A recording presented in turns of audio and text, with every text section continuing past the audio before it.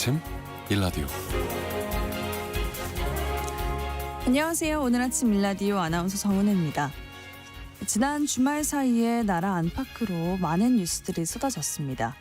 미국 조지아주 배터리 공장에서 일하던 우리 근로자 300여 명이 체포되는 충격적인 소식이 전해졌는데요.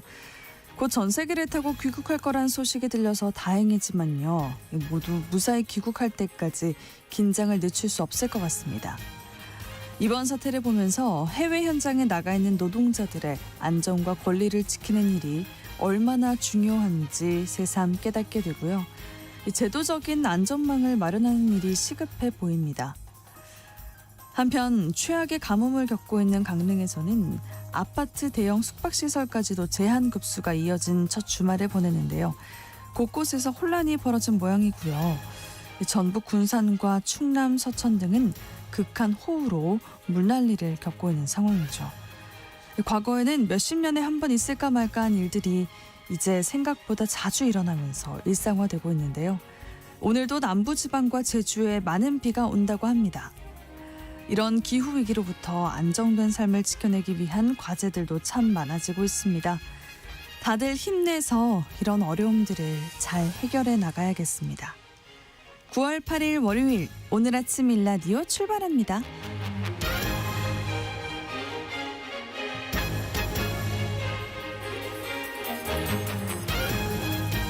오늘 아침 일라디오 이 시간은 물론 KBS 일라디오의 모든 프로그램은 유튜브 KBS 일라디오의 공식 채널이나 모바일 콩 어플리케이션을 통해서 실시간으로 함께하실 수 있습니다. 매주 월요일 이번 주 농작업 정보 시간 준비가 되어 있고요. 경제와 세상 보는 안목을 키우는 보이는 것 너머 시간에는 미국의 금리 인하 관련 뉴스를 중심으로 살펴보도록 하겠습니다. 네, 청취자 여러분들이 참여하실 수 있는 퀴즈 드릴게요. 이재명 정부의 대규모 정부 조직 개편안이 나왔는데요. 특정 부처에 집중된 기능과 권한을 분산해서 효율적으로 재배치하는 방향으로 추진된다고 합니다. 기획재정부는 기획예산처와 재정경제부로 분리가 되고요. 환경부는 기후에너지환경부로 확대가 되는 등 조직마다 많은 변화가 생깁니다. 이번에 간판을 내리는 조직도 있죠. 범죄 수사와 공소제기 등을 해온 국가기관인데요. 이 기관은 어디일까요? 대신 공소청과 중대범죄수사청이 신설된다고 합니다. 자, 정답을 문자로 보내신 분들 추첨을 통해서 농촌진흥청에서 제공하는 흑삼 세트를 한 분께, 향긋한 커피를 드실 수 있는 모바일 커피 쿠폰 4분께 드리겠습니다. 방송에 참여하실 분들은요. 단문 50원, 장문 100원이 드는 유료 문자 샵 9730, 샵 9730으로 보내주세요. 유익한 정보와 살아있는 이야기가 있습니다. KBS 오늘 아침 일라디오. 이번 주 농작업 정보 시간입니다. 건강한 식재료에 관심이 많아지고 있는데요. 식감 좋고 다양한 요리에 활용되는 새로운 품종의 버섯이 개발이 됐다고 합니다. 이 소식부터 함께 살펴볼게요. 농촌진흥청 대변인실 박승무 농촌지도관님 전화 연결되어 있습니다. 안녕하세요. 네, 안녕하세요. 네, 안녕하세요. 이름이 느티만 가닥버섯이라고 하던데 이건 어떤 품종입니까? 네, 느티만 가닥버섯은 팽이버섯보다 머리가 크고요. 대가 굵은 게 특징인데요. 신선도가 오래 유지되고 조리 활용도도 아주 높아 성장 잠재력이 큰 품목입니다. 원래 갈색 품종에서 변이된 흰색 버섯은 재배 안전성이 떨어지고 관리가 까다로워서 자주 생산 차질이 발생했는데요. 이를 개선하고자 농촌진흥청에서는 2021년도에 흰색 품종 100마리를 개발한 기초를 바탕으로 안정성과 생산성을 더 강화해서 100마루 24를 새롭게 육성하였습니다. 네. 이 100마루 24도 좀 생소한 이름인데요. 네, 100은 흰색을 뜻하고요. 마루는 하늘의 순 우리말입니다. 여기에 개발 연도인 2024년도에 숫자 24를 붙였고요. 또 24시 편의점처럼 언제나 고르게 생산된다는 의미도 담겨 있습니다. 그렇군요. 그러면 특별한 장점도 있을까요? 네, 우선 재배 속도가 빠릅니다. 기존에는 80에서 90일이 걸렸는데요. 백마루 24는 약 70mm면 버섯이 생산 가능합니다. 덕분에 노동력과 비용을 줄일 수 있었고요. 수확량도 기존 흰색 품종보다 약 10%더 많습니다. 무엇보다도 버섯 크기와 모양이 고르게 나와서 사무성이 높다는 것이 장점입니다. 네, 맛이나 영양 면에서도 차이가 좀 있을까요? 네, 조리 후에도 형태가 잘 유지되어 찌개, 볶음, 구이에 두루 활용하기 좋은데요. 특히 식이섬유 함량이 34.4%로 기존 갈색 품종이나 백색 품종보다 식이섬유 함량이 높기 때문에 장 건강에도 좋고 포만감을 유지하는 데 큰 도움이 됩니다. 네, 다른 소식도 살펴보겠습니다. 내일은 닭 울음소리 구구와 발음이 비슷하다고 해서 지정된 구구데이라고 하던데 이 닭고기와 달걀 관련한 소식 한번 들어볼게요. 먼저 닭고기와 달걀 소비가 최근에 좀 늘었다는 통계가 나왔더라고요. 네, 농림축산식품부 통계에 따르면 국민 1인당 닭고기 소비량이 2013년도에는 11.5kg에서 2023년도에는 16.2kg으로 10년 사이에 약 40% 늘었습니다. 달걀도 같은 기간 272개에서 331개로 증가했는데요. 그만큼 닭고기와 달걀이 우리 식단에서 차지하는 비중이 점점 커지고 있습니다. 닭고기와 달걀이 인기가 있는 이유 영양 때문이겠죠? 네, 맞습니다. 닭고기는 단백질이 풍부하면서 지방이 적어 근육 형성과 면역력 강화에 좋습니다. 또 아연, 히스티딘, 비타민 B, 면역에 필요한 성분이 많이 들어있어 달걀은 완전 식품이라고 불릴 정도인데요. 단백질, 필수 아미노산, 비타민, 무기질이 골고루 들어있고요. 노른자 속 콜린은 두뇌 발달과 기억력 향상에 도움을 줍니다. 또한 비오틴과 비타민 E는 피부 건강과 항산화에 효과적입니다. 네, 연령별로 활용할 수 있는 맞춤형 요리법을 소개해 주신다고요? 네. 성장기 어린이에게는 달걀찜이나 달걀말이가 좋습니다. 특히 무지개 계란찜은 시금치, 당근, 파프리카를 갈아서 계란물과 섞어 단계별로 찌면 색감도 예쁘고 아이들이 좋아합니다. 다이어트나 운동을 하는 분들께서는 닭가슴살 샐러드를 추천합니다. 예를 들어 닭살 양파 샐러드는 닭 안심살을 삶아서 채를 썬 뒤 아린 맛을 뺀 양파와 겨자잎, 무순에 레몬 드레싱을 곁들이면 산뜻하고 포만감 있는 한 끼가 됩니다. 노년층은 소화가 잘 되는 삼계탕이나 닭고기죽이 좋습니다. 닭고기죽은 닭고기와 대추, 인삼, 밤, 마늘, 채소를 잘게 썰어서 찹쌀죽에 넣어 끓이면 기력 보충과 손실 예방에 아주 큰 도움이 됩니다. 네, 달걀말이나 이 달걀찜은 가장 손쉽게 만들어 먹을 수도 있고 우리 밥상에 자주 오르는 메뉴라서 저마다 즐기시는 레시피들이 있으실 텐데요. 구구데이에 맛있게 해드시고 양계 농가에도 힘이 되면 좋겠습니다. 이번 주 농작업 정보도 알아보도록 할게요. 한창 콩알이 커가는 중요한 시기라고 하던데 어떤 관리에 신경을 써야 할까요? 네, 요즘 시기가 콩의 영양분이 잎에서 종자로 이동해서 알곡이 차가는 아주 중요한 시기라 할 수 있는데요. 이 시기에 가물게 되면 콩알의 무게와 크기 감소 등 품질이 떨어질 수 있습니다. 포장이 마르지 않도록 세심한 관리가 필요합니다. 하지만 손에 심는 콩의 경우에는 밭에 심는 콩과는 다르게 수패를 받기 쉬운데요. 집중 호우나 강풍에 대비해서 배수도 정비를 철저히 해 주셔야 합니다. 그리고 웃자라서 너무 무성한 콩의 경우 햇볕과 바람이 잘 통하도록 필요할 경우에는 순 지르기도 해 주시면 좋겠습니다. 네, 고추 재배 농가에서 수확을 할 때 주의할 사항도 알려주시죠. 네, 고추 재배 농가에서는 요즘 마지막 수확 작업으로 매우 바쁜 시기인데요. 고추는 열매색이 진홍색이고 가시 표면에 주름이 생겼을 때가 맨맛인 캡사이신 성분이 가장 많은 수확 적기라 할 수 있습니다. 불국고추는 가능한 빨리 수확해 주시고요. 수확한 후에는 2에서 3일 정도 후숙을 시키셔서 완전히 착색시킨 다음에 건조해 주셔야 합니다. 네, 이번 주 농작업 정보 여기까지 듣겠습니다. 농촌진흥청 대변인실 박승호 농촌지도관이었습니다. 고맙습니다. 네, 감사합니다.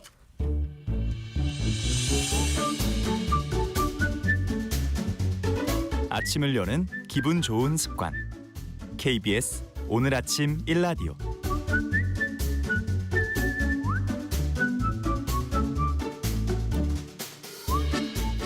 세상 보는 안목과 경제력을 키우는 보이는 건 너머 시간입니다.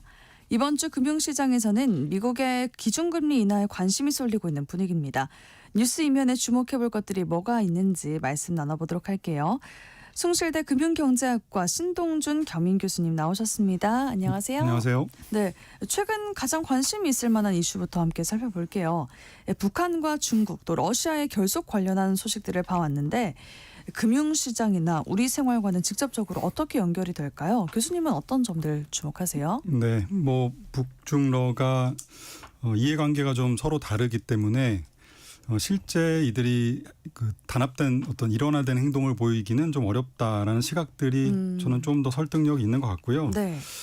그러나 어쨌든 그 뉴스들이나 이 세 사람이 나란히 서서 있는 모습을 보면서 이 정치적인 긴장감은 당연히 높아지겠죠. 그래서 금융시장이나 경제 측면에서는 위험 자산에 대한 회피, 뭐 주식시장에 대해서 조금 더 뭐 긍정적으로 접근하거나 뭘 좀 해보려고 하는 사업을 해보려고 하는 사람들도 마찬가지고 뭐 새로운 경제적인 활동 자체에 대한 거를 좀 회피하는 성향들을 강화시키는 요인이라고 보여집니다. 뭐 기술이나 군사 패권 전쟁에 대해서는 뭐 당연히 더 격화될 거고요. 네. 우리가 많이 이미 봐오셨지만 미국이 주도했던 과거의 국제 질서가 이제 무너지고 있다. 뭐 트럼프의 급진적인 정책 변화가 이미 전 세계의 여러 가지 규범, 행동, 질서 이런 것들을 바꾸기 시작했다. 뭐 이렇게 보는 것이 뭐 지금은 자연스러운 상황입니다. 네. 뭐 거대한 지진 같아서 지진 발생하면 비용이 올라가는 것처럼 지금은 전 세계 경제 전반에 또 우리 생활에 미치는 전반에 비용이 올라가고 있는 부분이 이제 가장 큰 것 같아요. 공급망에 대한 불균형 혹은 뭐 불안정 이게 가장 눈에 띄는데요. 예를 들면 원자재를 생산하거나 희토류를 생산하거나 뭐 에너지 이 국가들이잖아요. 다 북한, 네네. 중국, 러시아가. 그래서 이런 공급망이 좀 불안정해질 수 있다라는 거하고 또 하나는 이제 반도체가 최근에 그 핵심적인 전쟁이지 않습니까? 전쟁 대상인데 최근에 미국이 그 삼성전자와 SK 하이닉스가 중국에 수출하는 그 부분에 대해서 미국 정부의 허가를 받아서 들어가라. 반도체 장비를 들여보낼 수 있도록 하는 이런 규제. 이거는 중국이나 러시아 뭐 이런 다른 적대국으로 흘러 들어갈까 봐 규제를 하는 거 아니겠습니까? 그렇죠. 그래서 이런 2차적인 여러 가지 제재들 뭐 이런 게 조금 더 강화가 되면 훨씬 더 불편해질 거고 그것은 다 이제 비용으로 올라가게 되겠죠. 그래서 물가가 당연히 올라갈 거고 뭐 가격이 올라가고 뭐 이런 부분이 생활적으로는 이제 가장 큰 것 같고요. 네. 또 하나는 요즘에 코인에 대한 관심이 다시 좀 높아지는 것처럼 뭔가 기존의 질서가 무너질 때 또 유망한 것 뭐 이런 걸 찾다 보면 가상자산이라든가 디지털 화폐 뭐 이런 것들이 좀 더 부각되는 그런 흐름으로 보여집니다. 그렇군요. 이렇게 불확실성이 커지게 되면은 투자자들이 어디로 피하는지 그 자금의 방향을 보는 게 정말 중요할 것 같은데 대표적인 게 금값이나 또 미국 국채인 것 같아요. 네, 금하고 미국 국채는 뭐 대표적인 안전자산이라고 우리가 불려지잖아요. 네. 예, 뭐 미국 달러라든가 스위스 프랑화도 뭐 그런 맥락이고요. 금은 뭐 아시다시피 희소하죠. 희소성이 있기 때문에 역사적으로 오랫동안 우리가 가치의 저장 수단으로 인정받아 왔던 자산이고 미국 국채는 전 세계에서 가장 그래도 안전하다고 하는 미국 정부가 지급을 보증하는 채권이기 때문에 당연히 이 둘이 안전자산에 대한 대표 선수다 이렇게 보고 사람들이 있는 거고요. 네. 둘 다 금이나 미국 국채 모두가 다 이제 경제 위기 혹은 뭐 금융 불안 혹은 최근처럼 이제 지정학적인 여러 가지 긴장 상황 이럴 때 이제 가격이 상승하는 경향이 또 있기 때문에 이런 불안정한 흐름에서 이제 그쪽으로 투자자들은 좀 피난처로 삼거나 혹은 투자를 하거나 이런 경향들이 좀 더 있다고 보시면 되겠습니다.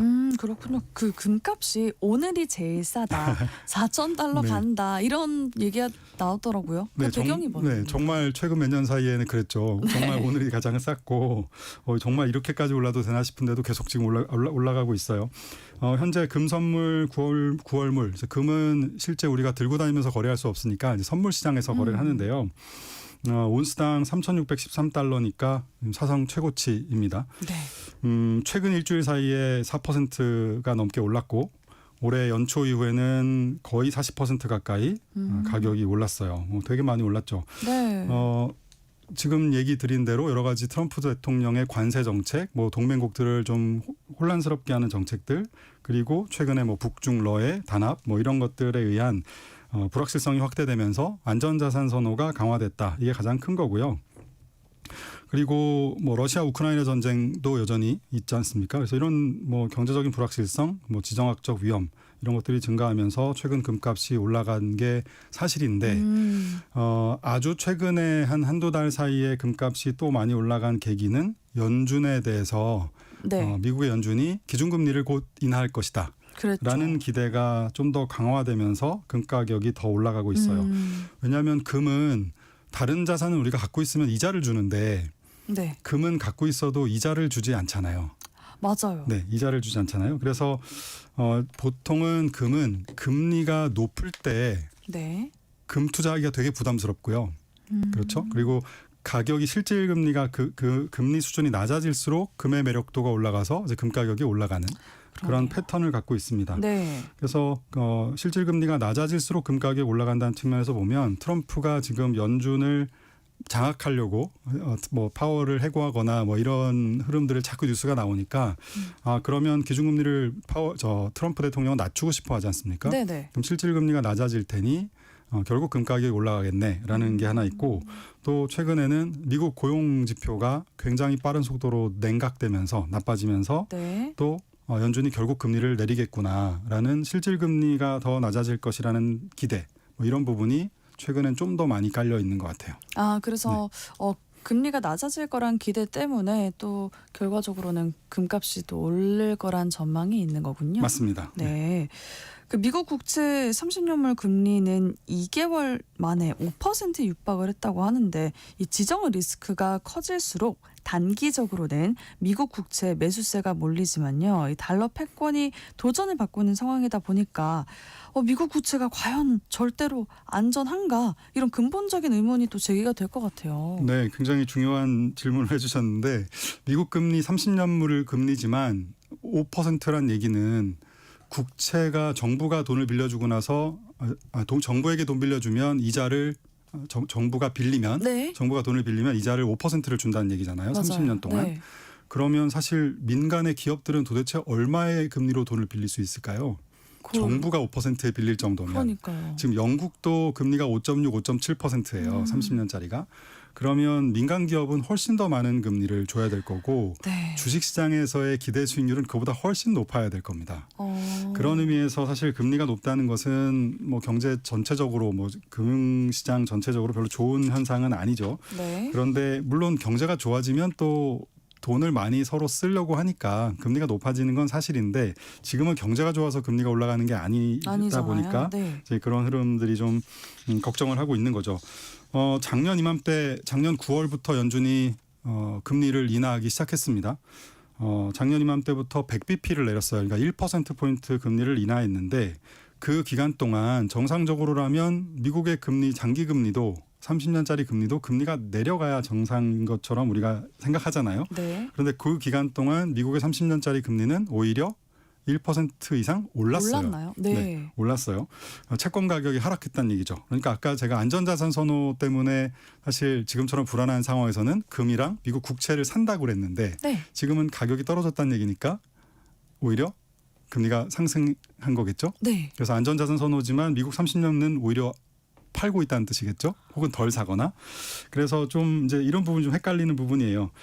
실질 금리가 낮아질수록 뭐 미국 국채 금리도 같이 낮아져야 정상인데 이게 10년 만기 이상의 장기물에 있어서는 잘 안 맞습니다. 왜냐하면 장기 국채를 사는 투자자 중에 가장 큰 손들은 뭐 중앙은행이나 연기금 뭐 이런 데인데 대신에 특히 중앙은행이 미국 국채 대신에 장기 국채 대신에 금을 사는군요. 사고 있습니다. 최근에 네. 금을 엄청나게 많이 모든 중앙은행들이 샀고 네. 그러면서 미국의 장기 국채의 안전자산에 대한 지위가 좀 흔들거리고 있는 상황입니다. 또 하나 이제 장기 국채를 가지고 있는 사람에게 뭔가 자꾸 불안하게 만들어요. 그게 장기 국채를 가지고 있음에 따라서 위험이 증가한다 이렇게 표현을 하는데요. 예를 들면 미국 정부의 정부 부채가 심각하잖아요. 네. 그러면 그 빚을 갚기 위해서 국채를 계속 발행을 늘려야 되거든요. 그래서 이런 부분들은 공급이 늘어난다는 거니까 국채 발행이 는다는 것은 이제 국채 공급이 늘어난다는 거니까 당연히 가격이 떨어지고 금리가 상승한다는 요인이 될 것이고 또 하나는 미국 국채를 갖고 있는 외국인들에게 불과 올해 봄만 해도 영구채로 만기가 없는 채권으로 강제로 교환하도록 하는 대책들이 마련되고 있다라는 뉴스가 뭐 온 세상을 다 덮었었어요. 네. 그래서 그렇게 된 것도 굉장히 위험하죠. 왜냐하면 채권은 만기가 있어서 난 그 만기 때까지만 돈을 쓸 건데 혹은 그렇죠. 언제든지 팔 수도 있는데 네. 만기 없는 채권으로 바꾼다는 건 이건 무슨 소리입니까? 그러니까요. 예, 내 돈을 현금화할 수 없다는 뜻이니까 그것도 그러면 나는 안 할래라는 안 할래. 생각을 갖게 될 거고 네. 또 하나는 최근처럼 파월을 해고한다는 것처럼 이렇게 위협을 중앙은행을 위협하게 되면 중앙은행의 독립성이 좀 침해될 거고 그 얘기는 뭐냐면 중앙은행은 원래 뭐 고용이라든가 물가를 다 중요하게 생각하지만 그래도 물가 안정의 최후의 보루인데 네. 중앙은행이 물가보다 다른 것들을 더 중요하게 만드는 현상이 나타난다는 거죠. 정부가 자꾸 트럼프 대통령이 자꾸 중앙은행에 대해서 압박을 하면 그런 현상이 나타나면 인플레이션이 고삐가 풀릴 수 있다는 여러 가지 걱정 이런 것들이 최근에 달러 패권 혹은 미국 국채 안전자산의 지위를 좀 흔들고 있는 것이 아닌가 생각이 됩니다. 네. 무엇보다 제일 좀 저는 설득력 있다고 생각되는 걱정은 뭐냐면 뭐예요? 달러는 사실 전 세계의 가장 뭐랄까요 기축통화이니까 네. 긴급 상황에서 비상금으로도 가장 많이 활용되는 자산이지 않습니까? 그쵸. 돈이지 않습니까? 예를 들면 우리가 IMF 때 혹은 금융위기 때죠. 2008년 금융위기 때 그리고 코로나 팬데믹 터졌을 때 그때 환율이 막 치솟았어요. 달러 대비 원화 환율이 막 치솟았을 때 그게 안정되는 계기가 주로 뭐냐면 미국의 달러를 동맹국들에게 무제한으로 수합해주겠다. 달러 수합 라인을 열어준다라는 뉴스들이 가끔 나와요. 그게 네. 뭐냐 통화 수합이죠. 그러니까 달러와 원화를 한도를 정해놓고 언제든지 교환해준다는 뜻입니다.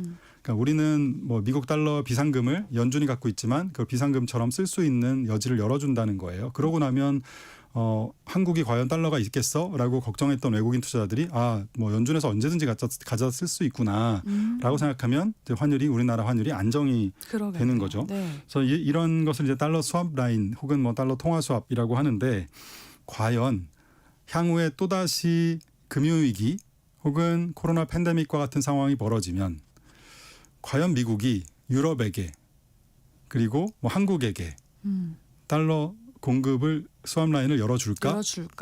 네, 이런 의구심이 생기는 거죠. 열어는 주겠지만 대신 뭘 네. 또 내놓으라고 하겠죠. 그러겠죠. 돈을 더 내라고 하던가 네. 뭐 하겠죠. 뭐 지분을 달라고 하던가 뭐 하겠죠. 그래서 이런 것들에 대해서는 걱정이 많아요. 근데 굉장히 현실적인 걱정이고 정말 현실적인 걱정이네요. 우리가 안 해봤던 걱정을 하게 되는 거고 최근에 뭐 인텔도 지분 10%를 정부가 가져갔고 네. 이렇게 뭐 주식시장의 기업 지분까지도 가져가는 거 있고 뭐 우크라이나 광물에 대한 권리도 가져가고 뭐 틈만 나면 가져가려고 하니까 안 할 수가 없잖아요. 그런 네, 걱정을. 맞습니다. 그러니까. 그래서 요즘에는 무슨 얘기가 나오냐면 이제 일부 전문가들 사이에서는 달러를 가지고 있는 미국 말고 다른 나라들끼리 네. 준비금의 풀을 좀 만들자. 우리들끼리 연합을 해서 우리들끼리 좀 주고받고 하자라고 하는데 글쎄요. 이게 위기 상황이 되면 모두가 힘들어지기 때문에 빌려줄 사람이 없죠. 맞아요. 그래서 말은 참 아름답지만 쉽지 않은 얘기입니다. 그래서 이런 부분들 때문에 아직은 달러 패권이 뭐 크게 문제되진 않는다라는 견해도 있습니다만 어쨌든 지금은 그런 의구심들이 조금씩 생기면서 달러 패권, 미국의 국채의 안전자산의 지위 이런 것들을 조금씩 갉아먹고 있는 것은 뭐 분명한 사실인 것 같아요. 네. 그리고 또 제가 궁금했던 게 경제에서 매일 주목을 해야 하는 게 바로 이 미국 국채 시장인 것 같은데 주로 어떤 점들 주목해서 살펴보면 좋을까요, 교수님? 네, 학생들한테도 가장 첫 시간에 하는 얘기 중에 하나예요. 뭐예요? 그러니까 미국 국채 시장뿐만 아니라 일단 금리는 뭐에 의해서 구성되는가? 금리가 오르고 내리는데 금리는 하나는 성장률이고요. 하나는 인플레이션입니다. 네. 이 두 개를 더하면 이제 금리가 되는 거예요. 그래서 경제가 좋아지면 금리가 상승하고 인플레이션 물가가 올라가면 금리가 상승합니다. 물론 반대면 또 반대죠. 네. 헷갈리는 거는 둘이 반대 방향으로 움직일 때가 좀 헷갈리는 거고. 일단 기본은 그래요. 그래서 미국 특히 그 중에서 미국 국채 시장, 미국 국채 금리는 전 세계 금융시장의 핵심적인 역할을 하고 있는 자산이고 경제 상황을 잘 반영하기도 하고 그래서 우리 몸으로 비유하자면 혈관이나 신경계통과 같은 오. 역할을 하는 굉장히 중요한 역할. 시장입니다. 네.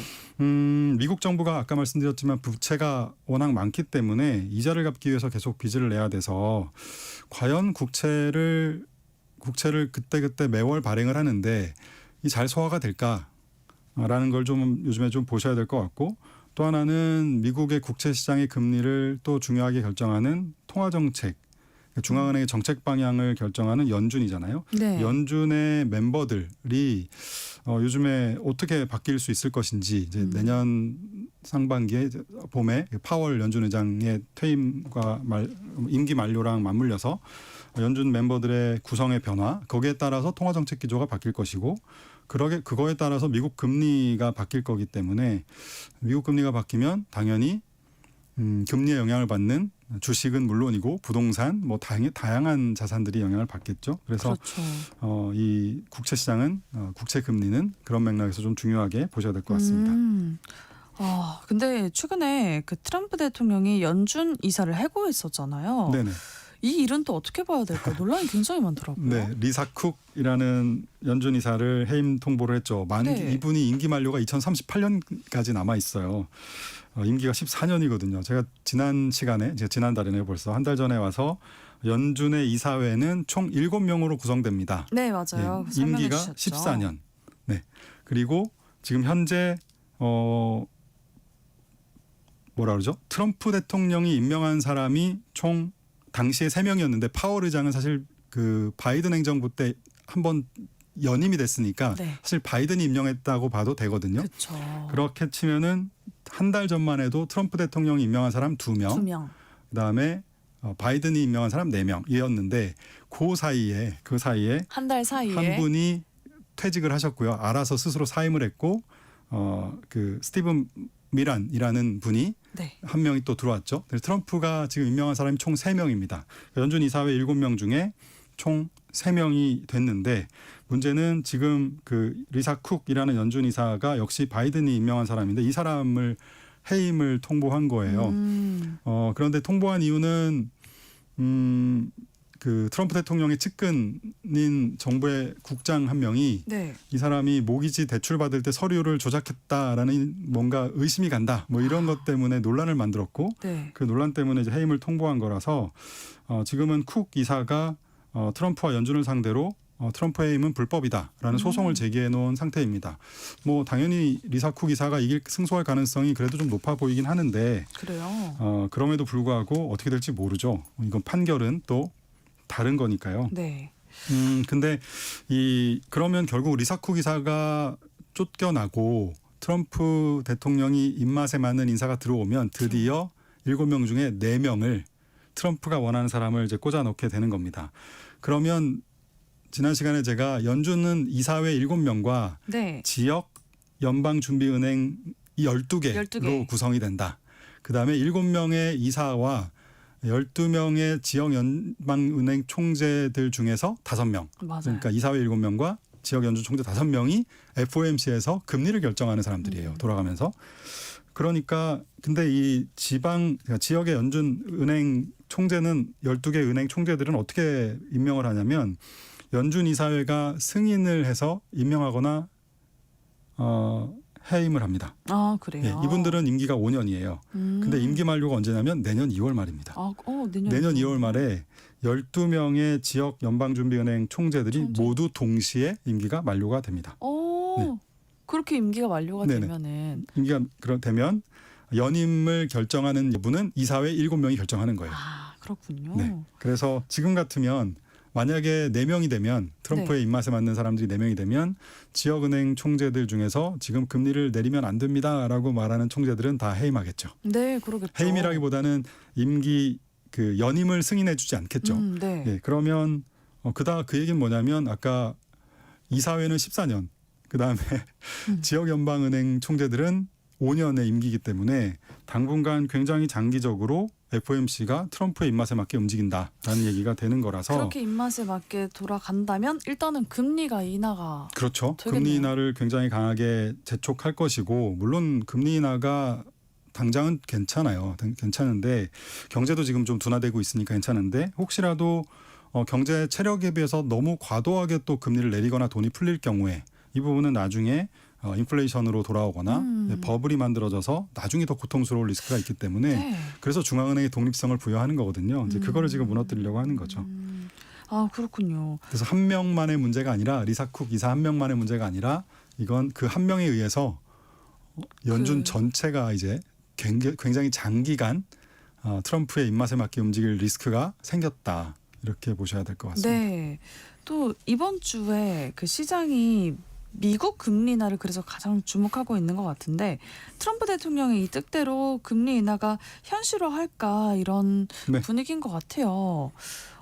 일단 고용 지표가 꺾였다고 하는데 미국의 고용 시장은 왜 둔화되고 있습니까? 네, 고용 지표가 지난 주말에 우리 토요일 날 새벽에 나왔는데 8월 달에 비농업 부분 신규 고용 그러니까 농업 부문을 제외한 나머지 일자리들에서 취업된 사람과 실업자들을 이제 따져보니까 새롭게 고용된 사람이 22,000명이었습니다. 네. 이게 어느 정도 수준이냐면 보통 우리가 10만 명 정도가 신규 고용이 매월 되면 미국은 뭐 그냥 경제가 그럭저럭 굴러가는 뭐 좋지도 나쁘지도 않은 뭐 그런 상태 혹은 약간 그래도 괜찮은 뭐 그런 정도로 우리가 이해를 하고 있습니다.